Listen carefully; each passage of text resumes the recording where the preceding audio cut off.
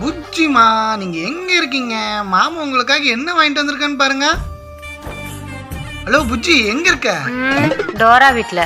மாமா, அம்மாவுக்கு உடம்பு சரியில்லை, அதனால நான் அம்மா வீட்டுக்கு வந்திருக்கேன். நான் வரதுக்கு 2 நாள் ஆகும். அச்சோ, அத்தைக்கு உடம்பு சரியில்லையா? அத்தைய பத்திரமா பாத்துக்கோ. மாமா, வீட்டில் பழைய சாதம் இருக்கு, அதை மிச்சம் வைக்காம சாப்பிட்ருங்க. நீ இல்லாம இந்த 2 நாள் நான் எப்படி இருக்க போறேன்? ஃபீல் பண்ணாதீங்க, நான் 2 நாள்ல வந்துடுறேன். என் பொண்டாட்டி ஊருக்கு போயிட்டான். என் பொண்டாட்டி ஊருக்கு போயிட்டான்.